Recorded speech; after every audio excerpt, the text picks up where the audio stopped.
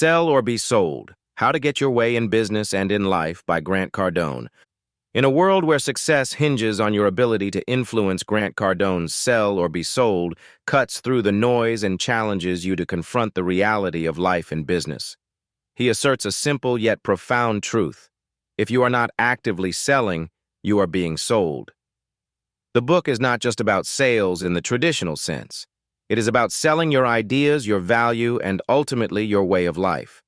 Cardone lays down a blueprint to mastering persuasion and influence, teaching you how to take control of every aspect of your life by honing your ability to sell. His no-nonsense approach demands that you embrace your role as a seller, whether you're a business owner, a job seeker, or just navigating daily interactions.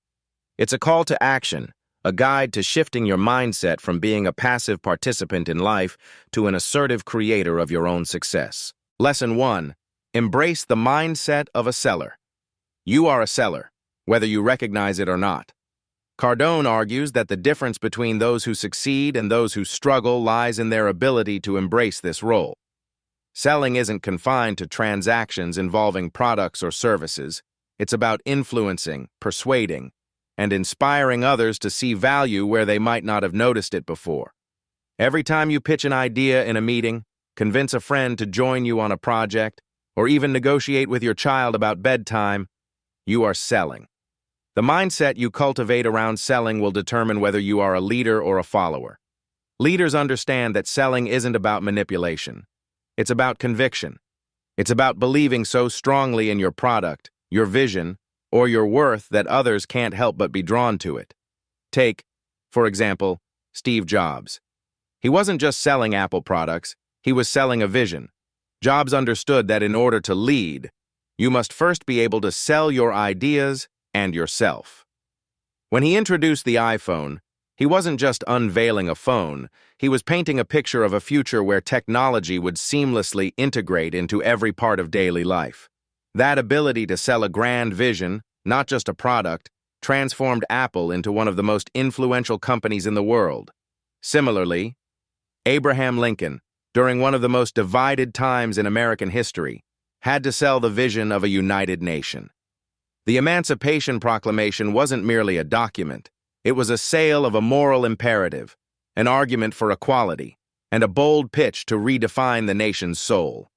Without his ability to persuade and articulate that vision, history might have unfolded differently. In your own life, selling doesn't just mean offering a product or service. It means selling your vision, your worth, and your ideas in every conversation. When you pitch yourself in a job interview, you're selling your experience, your reliability, and your unique contributions. When you ask for a promotion, you're selling your track record and potential. Every interaction, whether personal or professional, is an opportunity to sell. And every sale starts with belief. If you don't fully believe in what you're offering, whether it's yourself, an idea, or a product, others won't either. The hesitation in your voice, the uncertainty in your body language, it all translates. Cardone emphasizes that selling is not about pressure, it's about clarity and confidence. You can't expect others to buy into something you aren't fully committed to yourself. Don't shy away from this responsibility. Own your ability to persuade and lead. The world moves forward because people are willing to sell ideas that challenge the status quo. Think of Martin Luther King Jr. standing on the steps of the Lincoln Memorial, selling a dream of equality and justice with unwavering conviction. He wasn't just speaking, he was selling hope. Selling, at its core, is about transferring belief from one person to another. When you embrace this mindset, you stop seeing sales as something pushy or uncomfortable. You see it as an essential skill, one that shapes careers, changes minds, and builds movements. The sooner you embrace your role as a seller, the sooner you'll realize that every moment is an opportunity to lead. Lesson 2. Never forget the power of persistence. Sales are not won by initial success, but by the persistence to keep pushing forward. Cardone highlights the importance of resilience in achieving success, drawing parallels to historical figures like Thomas Edison, who famously failed thousands of times before inventing the light bulb. Edison didn't view failure as defeat, but as valuable feedback. each experiment bringing him closer to the breakthrough he sought. His process wasn't glamorous, it was grueling, repetitive, and often disheartening. But Edison understood a core truth. Persistence outlasts failure. The same principle applies in sales, business, and life.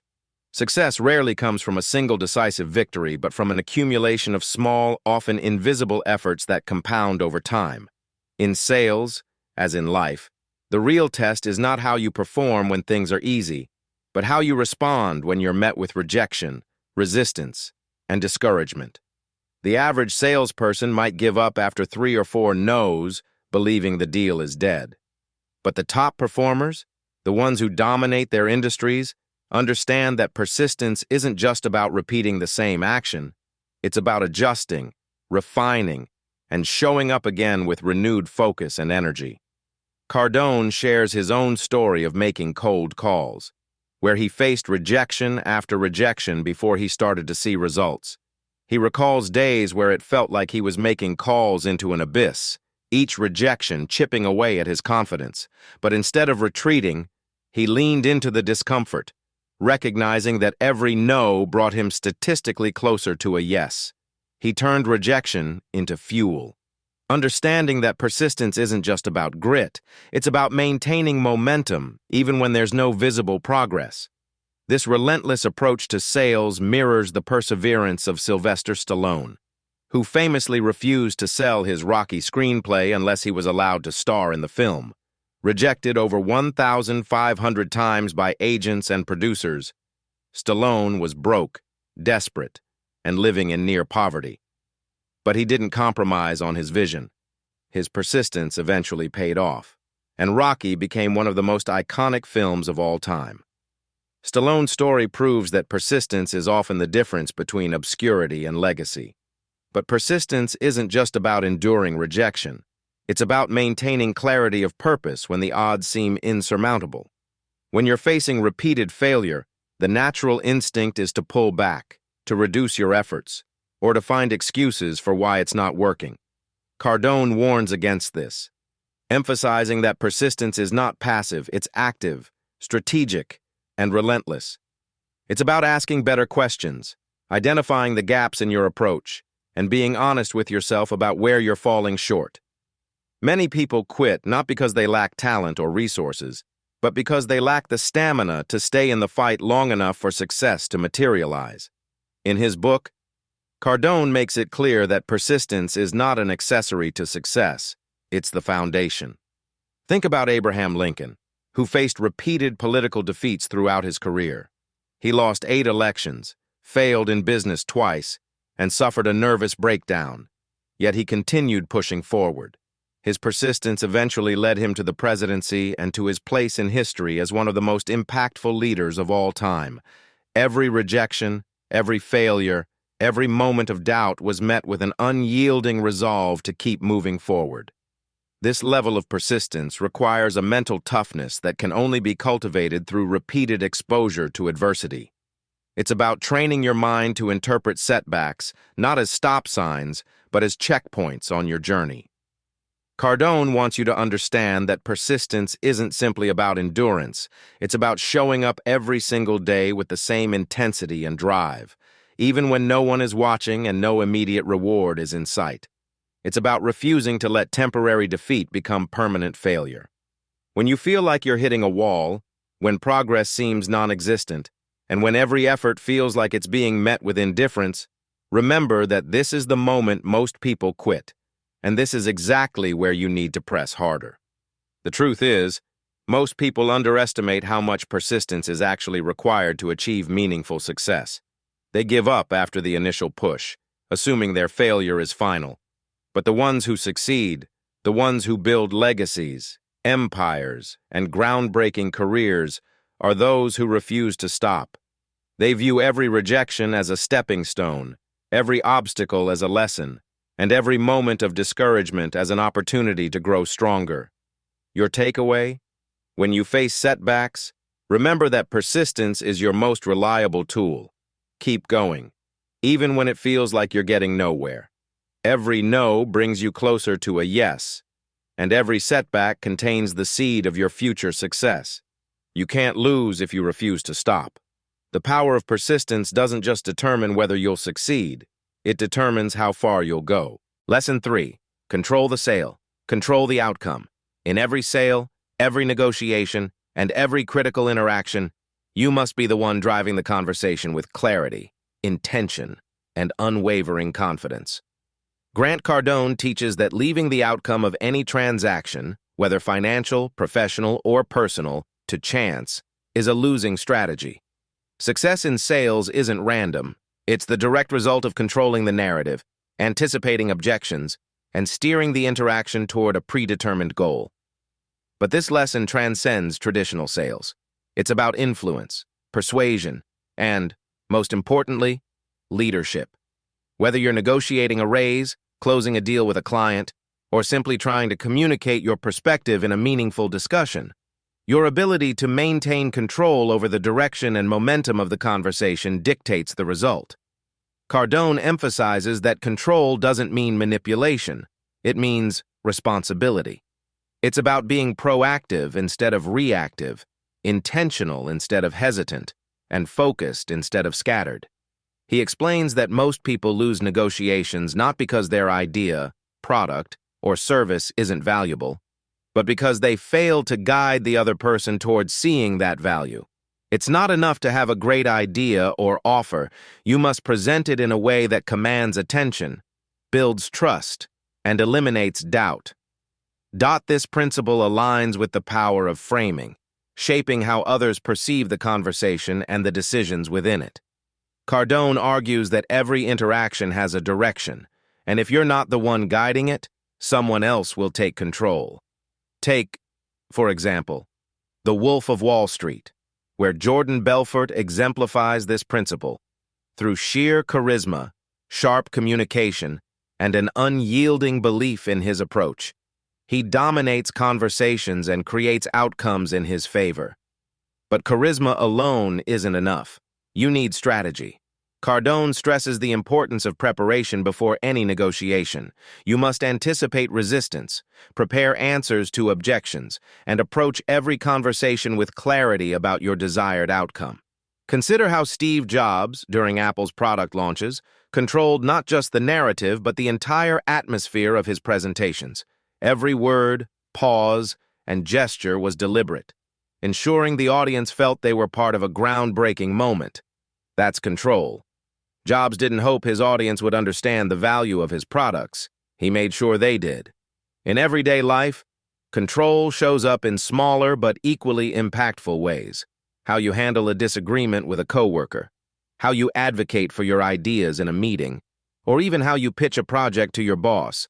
If you don't lead the discussion, if you hesitate or allow uncertainty to creep into your delivery, the outcome will favor the person who does take control. This isn't about dominance, it's about direction. Cardone explains that people are naturally drawn to certainty. In negotiations, confidence acts like gravity, pulling others toward your perspective. The moment you appear unsure or lose focus, the momentum shifts away from you. That's why preparation, clarity, and a laser focus on the result are non-negotiable. This lesson also highlights the importance of asking the right questions. Instead of passively answering or reacting to someone else's agenda, you must guide the conversation with intentional questions that funnel the discussion toward your goals. The person asking the questions is usually the one in control because they are directing attention and focus. Think of a great trial attorney. They don't ask questions they don't already know the answers to. Every question is calculated to lead the witness or jury toward a specific conclusion. You must adopt the same mindset in your conversations. Cardone reminds you that control isn't about overpowering others. It's about creating clarity where there's ambiguity and momentum where there's hesitation. Whether you're closing a multi-million-dollar deal, advocating for yourself in a performance review, or trying to persuade a team to see your vision, the principle remains the same. Take control, or someone else will. Control the sale, control the narrative, and ultimately, control the outcome. If you don't guide the conversation, you leave your success up to chance. And chance is not a strategy, it's a gamble. Take ownership of every interaction. Lead with confidence. And remember, control isn't about force, it's about direction. Lesson 4. Master your product knowledge. When you truly know your product, your confidence skyrockets. Cardone emphasizes that the best sellers are the ones who know their product or service inside and out. If you're selling something, you must be able to answer every question with authority, without hesitation. It's not just about knowing facts, it's about understanding the value your product brings to the table. True mastery goes beyond surface-level knowledge. It involves a deep comprehension of how your product solves problems, enhances lives, or outperforms competitors. Think of Steve Jobs introducing the iPhone in 2007. Jobs didn't just talk about the phone's features. He painted a vision of how the product would change communication, entertainment, and productivity forever. His deep knowledge allowed him to confidently address technical details, user experience, and the groundbreaking design of the device. That confidence didn't stem from memorized facts. It came from an intimate understanding of every facet of the product and its role in the market. In sales, hesitation is the enemy of persuasion.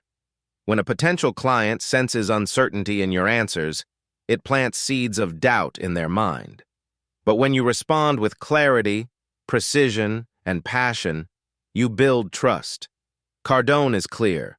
Product knowledge isn't just about selling, it's about belief. If you don't believe in your product, how can you expect anyone else to? Consider a master sommelier recommending a wine. Their authority doesn't come from scripted pitches, but from years of study, experience, and an almost obsessive dedication to their craft. They know the history of the vineyard, the winemaking process, the tasting notes, and how the wine pairs with different foods. That depth of knowledge transforms their recommendations from sales pitches into trusted guidance. The same principle applies across industries. In a competitive marketplace, your product knowledge becomes your edge. It allows you to anticipate objections before they arise, tailor your pitch to each customer's unique needs, and exude confidence even under pressure. But mastery doesn't happen by accident. It requires commitment. Study your product relentlessly. Know its strengths, its weaknesses, and its place in the larger ecosystem of your industry. Ask yourself, why does this product matter, and how does it make life better for the customer? When you can answer those questions with conviction, your words carry weight, and your presence commands attention. This isn't just about selling. It's about owning your role as a guide, an expert, and a problem solver. Don't wait for someone else to teach you. Take initiative, dive deep, and keep refining your expertise. In your own work, when you master what you're offering, you give yourself an undeniable advantage. Invest time in understanding what you bring to the table, and the confidence to sell will follow. Lesson 5. Focus on the long-term game. One of Cardone's most powerful points is that selling is a long-term strategy, not a quick win. Too many people make the mistake of expecting immediate results. But success in sales, like any worthwhile pursuit, takes time. Cardone cites his own experience of building a sales career, where years of consistent effort and focus ultimately paid off. He emphasizes that the path to mastery is paved with persistence, not impatience.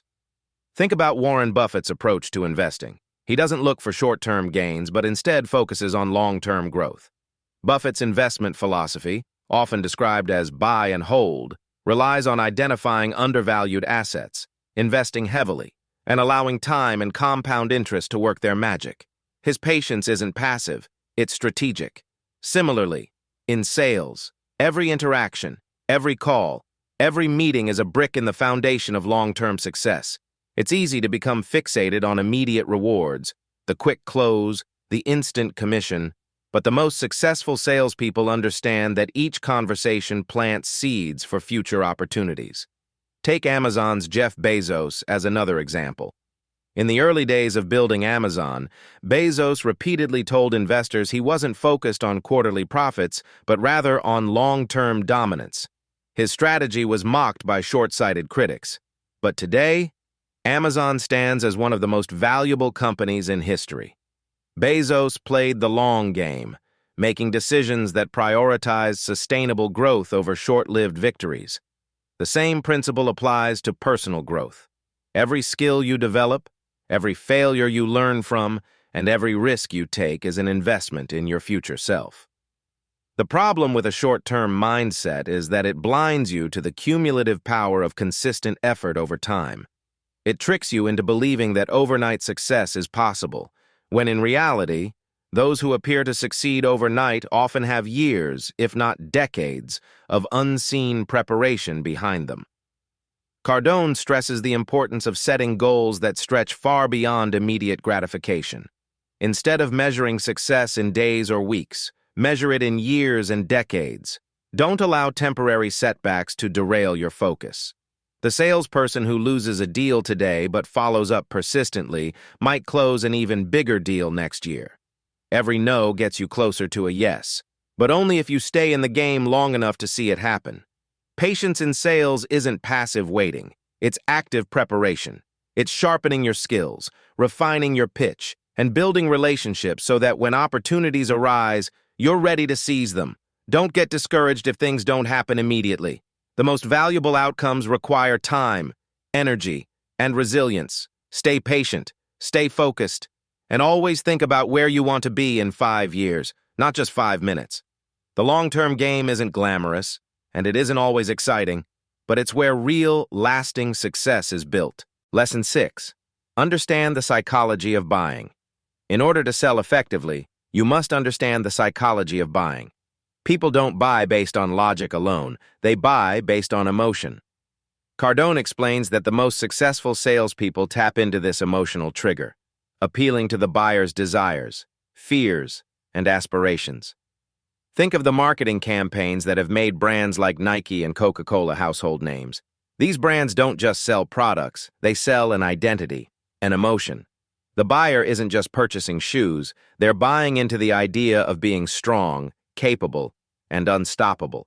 Coca-Cola doesn't merely sell a carbonated drink, it sells happiness, connection, and shared moments. These companies have mastered the art of emotional connection, embedding their brands into the hearts and minds of their customers. This principle isn't confined to global corporations, it's just as applicable in one-on-one sales interactions. People buy based on how a product or service makes them feel, not just what it does. A real estate agent isn't just selling a house, they're selling the vision of family gatherings in the backyard, the comfort of a safe neighborhood, and the pride of home ownership. A luxury car salesman isn't just talking about horsepower and leather seats, they're speaking to the feeling of status, power, and admiration that comes with driving an elite vehicle. Research backs this up. Studies in behavioral economics, such as those presented in Predictably Irrational by Dan Ariely, reveal that consumers often make purchasing decisions driven by subconscious emotional triggers, only later justifying them with logic. Ariely explains how emotions like excitement, fear of missing out, or even the simple pleasure of ownership often drive buying decisions more than carefully calculated reasoning. This is why limited time offers and scarcity tactics work. They create an emotional urgency that logic cannot override. As a salesperson, your job is not just to list features and benefits, but to uncover the emotional reasons behind your customers' needs. Ask questions that reveal their motivations. Are they buying to solve a problem, gain recognition, or feel secure? When you understand their emotional drivers, you can craft your pitch in a way that resonates deeply. For example, if someone is buying insurance, they're not just purchasing a policy, they're buying peace of mind, security for their family, and relief from the fear of the unknown. Connect with that emotion, and the sale becomes almost inevitable. However, emotional connection isn't about manipulation. It's about empathy and understanding. It's about putting yourself in your customer's shoes and seeing the world from their perspective. The most influential salespeople are not pushy. They're persuasive because they understand and align with their customers' emotional needs. When you master the psychology of buying, you're no longer just selling. You're guiding people toward a decision that feels right to them on an emotional level. Remember, people may forget what you said, but they'll never forget how you made them feel. Make your customers feel understood, valued, and excited about their purchase. And you'll not only close more sales, but also build lasting relationships and loyalty. Lesson 7. Sell yourself first. Before you can sell a product, a service, an idea, or even a vision, you must first sell yourself. This isn't about arrogance or overconfidence. It's about embodying absolute certainty in who you are, what you stand for, and the value you bring to the table. Grant Cardone emphasizes that success in any arena begins with self-assurance. If you can't convince yourself of your worth, how can you possibly convince anyone else? This principle applies universally, whether you're leading a team, closing a deal, or presenting yourself in a job interview.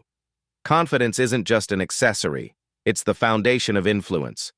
Look at elite athletes. Before they step onto the field or court, they've already won the mental battle. They don't just play, they believe in their preparation, their skill, and their ability to dominate. The same goes for top-performing actors who don't merely recite lines but fully inhabit their characters. You must adopt this mindset in your professional and personal life. Every conversation, every negotiation, every presentation begins with the unspoken question, do I trust this person? If you hesitate, if you project uncertainty, you've already lost the sale, whether that sale is a product, a partnership, or even an idea. Peter Cotter, in The Art of the Pitch, underscores this principle by highlighting that the most persuasive people aren't just well-prepared or articulate, they radiate conviction. They make you believe in them before you believe in what they're offering. It's not the data or the facts that seal the deal. It's the energy, authenticity, and confidence of the person presenting them. This isn't limited to sales professionals. It's just as relevant for entrepreneurs pitching to investors, job seekers vying for a position, or artists sharing their work with the world. Take someone like Steve Jobs, whose legendary product launches weren't just about showcasing Apple devices. They were masterclasses in selling himself as the visionary behind them. People bought into him first, and the product followed. Belief is contagious. When you exude confidence, others mirror it. When you hesitate, others sense that too. Selling yourself isn't about boasting or overselling. It's about alignment. Your words, tone, body language, and energy must all align with the message you're trying to convey. A shaky voice, nervous fidgeting, or unclear statements will undermine even the best product or idea. On the flip side, a person who speaks with clarity, stands with confidence, and exudes purpose will command attention. This isn't about being naturally charismatic. It's about preparation, self-awareness, and practice. You must know your strengths, own your weaknesses, and communicate both with honesty and conviction. If you're uncertain about your own value, that uncertainty will leak into every interaction you have. Cardone stresses that you can't fake this belief long-term. It must be earned through preparation, experience, and a deep understanding of your unique value proposition. Start with yourself. Identify what you bring to the table, refine your message, and practice delivering it until it feels second nature. When you believe in yourself, others will follow suit, not because you've tricked them, but because confidence is magnetic. People want to follow those who seem certain of where they're going. Every interaction is a chance to sell yourself, whether it's intentional or not. Don't wait for others to recognize your value. Demonstrate it every time you speak, every time you show up, and every time you take action. The world doesn't reward doubt, and opportunities rarely fall into the laps of those who second-guess themselves. Selling yourself first isn't a one-time task. It's a daily discipline. Own your value, project your confidence, and let others see the belief you have in yourself. When you master this, selling anything else becomes infinitely easier. Lesson 8. Always be closing. Cardone emphasizes a crucial lesson. In sales, you are always closing. Every interaction is an opportunity to move the needle forward. You don't wait until the end of a conversation to ask for the sale. You should be closing throughout the entire process.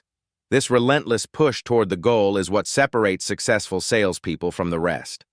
Closing isn't a one-time event. It's a continuous mindset, a thread woven through every step of your interaction. It's about maintaining clarity, focus, and intention in every conversation, ensuring that every word, every gesture, and every piece of information serves the ultimate objective, securing commitment. The famous line from Glengarry Glen Ross, "Always be closing," has become an anthem in sales culture for a reason. It captures the relentless urgency required to turn opportunities into results. In the film, Alec Baldwin's character delivers a blistering monologue that drills home the unforgiving nature of sales. There's no room for complacency, hesitation, or passivity. While the film portrays an exaggerated and cutthroat version of this principle, the core truth remains relevant. If you're not closing, you're losing. But the idea of closing extends far beyond traditional sales roles.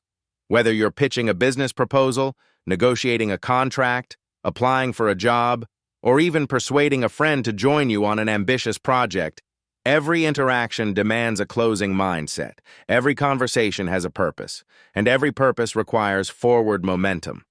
Cardone insists that closing isn't about manipulation or coercion. It's about clarity and conviction. It's about believing so strongly in the value of what you're offering that your confidence becomes contagious. Take Steve Jobs, for example. When he presented the first iPhone in 2007, every word, every slide, and every moment of his presentation was designed to close. He didn't wait until the final seconds to make his ask. The entire presentation was a masterclass in guiding an audience to a singular conclusion. They needed this product. The lesson here is simple. Every interaction is a sale, and every sale requires closing. Many people fail because they hesitate at critical moments. They assume that asking directly for what they want is too aggressive or too forward. But Cardone argues that hesitation kills momentum, and momentum is everything. Closing doesn't mean being pushy, it means being purposeful. It means guiding conversations with a clear objective, addressing objections with confidence, and consistently steering toward a decision. Think of closing as a series of micro-commitments rather than one grand finale. You're not waiting for the end of the conversation to make your pitch. You're subtly securing agreement at every step. Cardone believes that closing is about alignment, not pressure. You're aligning your solution with the other party's needs, and every step of the process reinforces that alignment until the final commitment becomes the obvious next move. Look at any successful negotiation, and you'll see this principle in action. From high-stakes corporate deals to simple day-to-day agreements, the most effective communicators are always closing. They're not waiting passively for opportunities, they're actively creating them. In your own life, whether you are pitching an idea to a boss, negotiating a raise, or convincing a friend to join your vision, you must constantly be moving toward the close. Each word should build trust, address concerns, and reinforce value. There's no room for ambiguity, no space for half-hearted effort.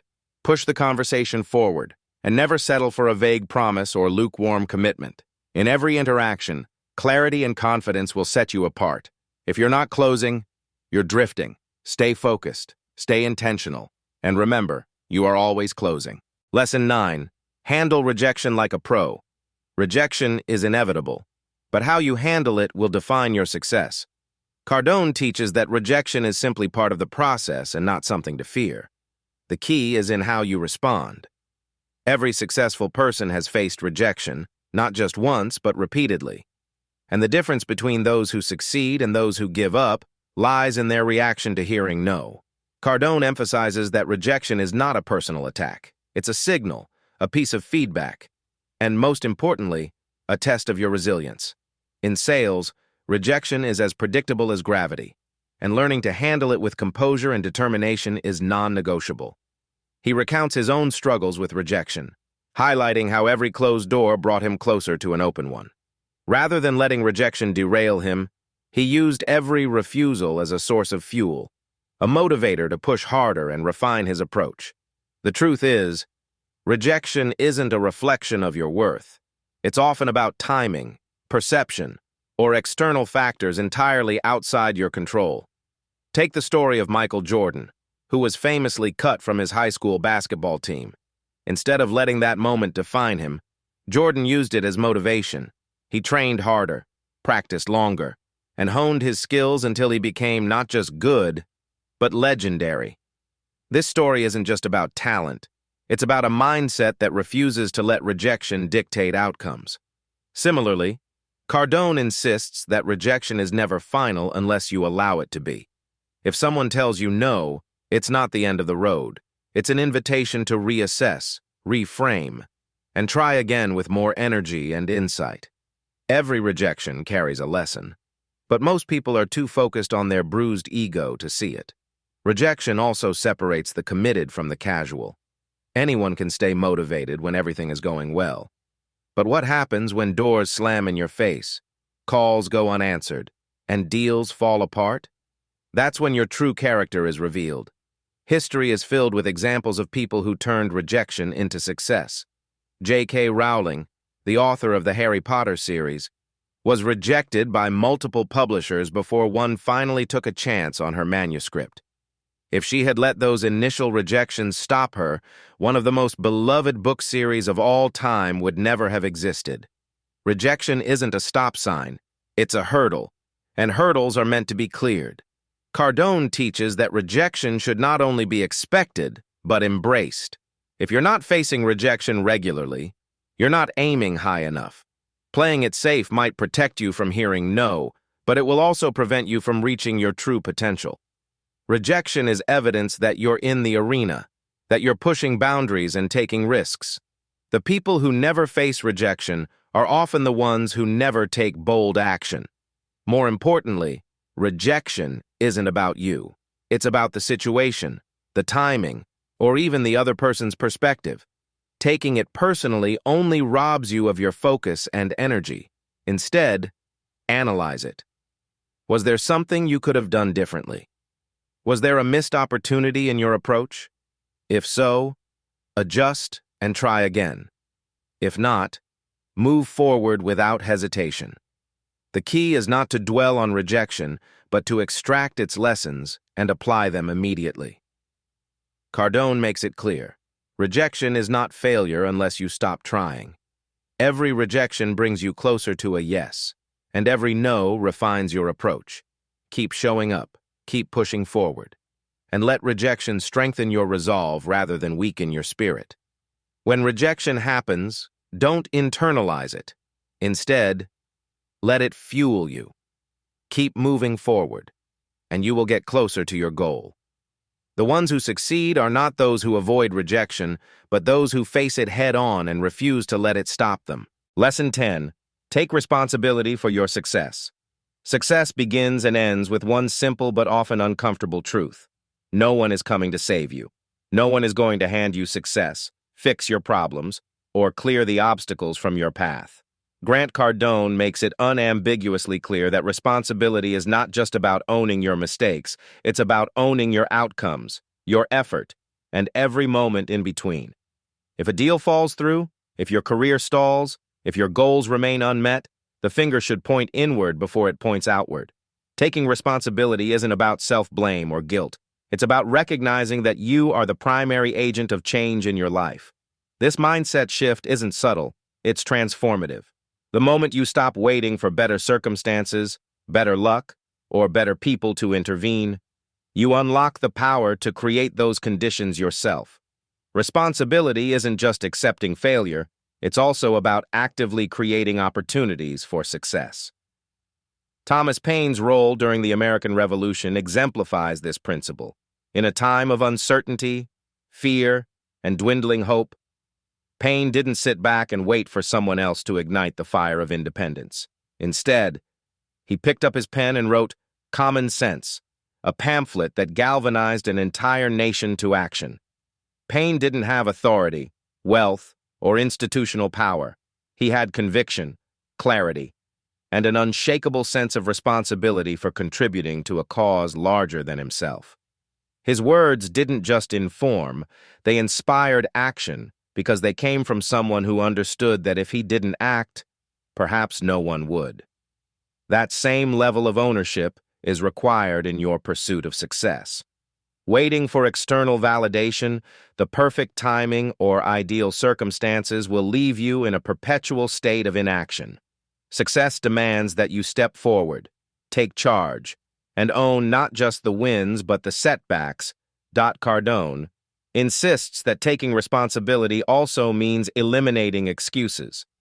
It's easy to blame market conditions, unsupportive colleagues, or a lack of resources. But every moment spent pointing fingers outward is a moment lost in building solutions.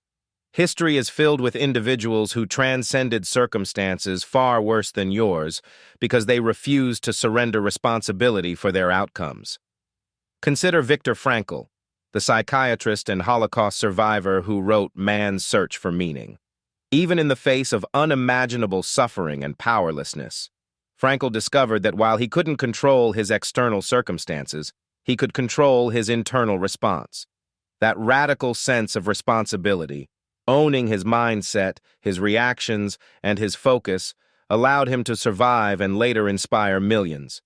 In your own life, taking responsibility means recognizing that your time, energy, and actions are finite resources, and every moment you waste on blame or resentment is a moment stolen from progress. If your sales numbers are down, it's on you to fix them. If your business isn't growing, it's on you to innovate. If your personal goals are slipping further away, it's on you to realign and refocus. This level of accountability isn't always comfortable, but it's the price of success. The good news is that when you take full responsibility, you also take full control. You stop waiting for permission, direction, or luck. You become the architect of your life, not a passive participant. Taking responsibility also means recognizing that no one owes you success. The world doesn't reward effort, it rewards results. If your plan isn't working, change it. If your skills are outdated, sharpen them. If your motivation is fading, reconnect with your purpose. Responsibility isn't a burden, it's a privilege. It means you have the power to shape your destiny rather than being at the mercy of external forces. Every moment you delay taking ownership is a moment you hand over control of your life to someone or something else. Cardone's message is clear. Stop waiting, stop blaming, and start acting. Take responsibility not just for your failures, but for your successes. Every great achievement begins with someone deciding that they will no longer let external circumstances dictate their outcome. Be that person. Own your decisions, own your results, and own your future. Success isn't given, it's taken. And the first step to taking it is taking full responsibility for the journey ahead. Conclusion. Sell or be sold is a wake-up call for anyone who wants to succeed. Cardone's lessons push you to rethink your approach to business and life, challenging you to become an active participant rather than a passive bystander. Mastering the art of selling isn't just about pushing a product, it's about taking control of your destiny. Remember, persistence, emotional intelligence, and the ability to close the deal are all within your reach. If you want to take your success further, check out Cardone's other works, such as the 10X Rule, which expands on the idea of pushing beyond limits, or Be Obsessed or Be Average, which dives deeper into the mindset of success. The world doesn't wait for those who hesitate, so go out and make your mark. Never settle. The end.